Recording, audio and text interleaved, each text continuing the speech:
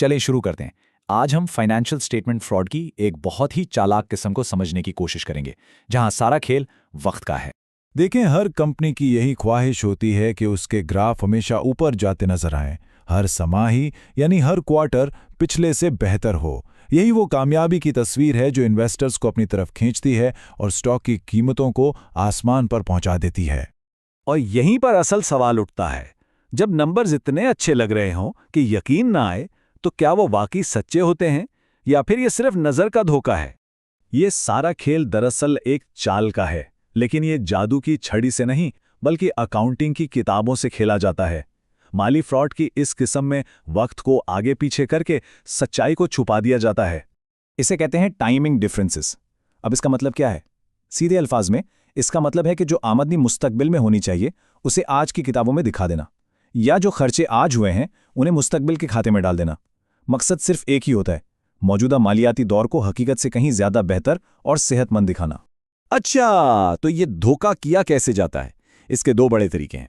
एक है premature revenue recognition, यानी सेल को कानूनी तौर पर मुकम्मल होने से पहले ही रिकॉर्ड कर लेना, और दूसरा तरीका है चैनल स्टफिंग, जो इससे भी ज्यादा जारहाना हिकमत अमली है। अब ये चैनल स्टफिंग क्या बला है? इसका मतलब यह है कि कंपनियां अपने डिस्ट्रीब्यूटर्स को जरूरत से बहुत ज्यादा माल भेज देती हैं और उन्हें बड़ी बड़ी रियायतें या अदायगी के लिए इजाफी वक्त देकर इस पर राजी कर लेती हैं। इससे कागजों में तो फौरन सेल्स बढ़ जाती हैं, लेकिन हकीकत में ये मुस्तकबिल की सेल्स को आज ही इस्तेमाल कर लेने जैसा है। ये एक ऐसा खेल है जो ज्यादा देर तक चल नहीं सकता। तो सवाल यह है कि ये कंपनियां कानूनी हुदूद को कैसे पार करती हैं? वो अकाउंटिंग के उन बुनियादी उसूलों को तोड़ती हैं जो ये तय करते हैं कि आमदनी को कब और कैसे रिकॉर्ड किया जाना चाहिए। देखें, कानूनी तौर पर आमदनी रिकॉर्ड करने के लिए ये चारों शर्तें पूरी होनी चाहिए। एक, असली मुआहदा हो, सामान या सर्विस दी जा चुकी हो, कीमत तय हो और ये यकीन हो कि पैसा मिल जाएगा। ये उसूल फाइनेंशियल रिपोर्टिंग की बुनियाद हैं।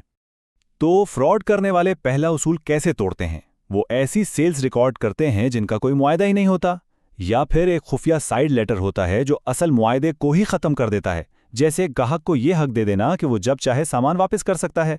ये सब सिर्फ फरोख्त का एक भ्रम पैदा करने के लिए किया जाता है। और दूसरे उसूल को तोड़ने के लिए भी बड़े दिलचस्प तरीके अपनाए जाते हैं। कंपनियां ये दिखा सकती हैं कि सामान भेज दिया गया है, जबकि हकीकत में वो उनके अपने ही किसी गोदाम में पड़ा होता है, या कभी नामुकम्मल या बिल्कुल गलत प्रोडक्ट्स भेज दी जाती हैं।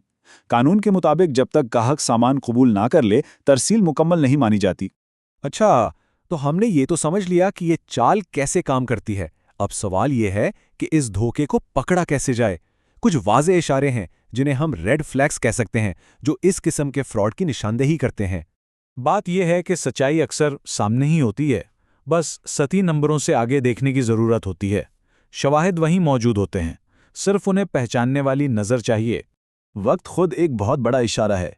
सोचें ज़रा, अगर कोई कंपनी अपनी ज़्यादातर बड़ी डील्स क्वार्टर या साल के बिल्कुल आखिरी दिनों में करती है तो ये खतरे की घंटी है। इसी तरह अगर नए क्वार्टर के शुरू होते ही बहुत ज़्यादा सामान वापस आने लगे तो ये इस बात का इशारा हो सकता है कि पिछले क्वार्टर की सेल्स असली नहीं थी।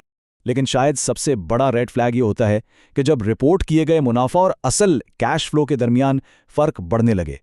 अगर कोई कंपनी कागज़ पर तो बहुत मुनाफा दिखा रही है, लेकिन उसके ऑपरेशन से आने वाला कैश कम हो रहा है, तो ये एक बहुत बड़ा मसला है। इसका मतलब है कि मुनाफा असली कैश में तब्दील नहीं हो रहा, और हो सकता है कि सेल्स भी असली ना हो। एक और चीज़ है, थोड़ी टेक्निकल है लेकिन बहुत अहम। इसे कहते हैं डेज सेल्स इन रिसीवेबल्स का तनासुब। अगर ये तनासुब अचानक बढ़ जाए तो इसका मतलब है कि कंपनी को अपने ग्राहकों से पैसे वसूल करने में ज़्यादा वक्त लग रहा है। ये इस बात का भी इशारा हो सकता है कि ये ग्राहक या तो असली नहीं है या उनसे कभी पैसे वसूल करने का इरादा ही नहीं था। तो इस सारी बहस का निचोड़ क्या है?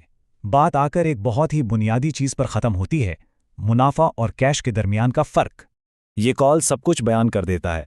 मुनाफे का हिसाब किताब करने के तरीक़ों में हेराफेरी की जा सकती है, ये एक राय हो सकती है, लेकिन बैंक में मौजूद कैश वो एक ठोस हकीकत है। उसी को छुपाना सबसे मुश्किल काम है। तो अगली बार जब किसी कंपनी की शानदार कारकर्दगी नजर आए तो खुद से ये सवाल जरूर पूछें, क्या सिर्फ रिपोर्टशुदा मुनाफे को देखा जा रहा है या गहराई में जाकर कैश फ्लो को भी समझा जा रहा है? क्योंकि असल सच्चाई अक्सर वहीं छुपी होती है।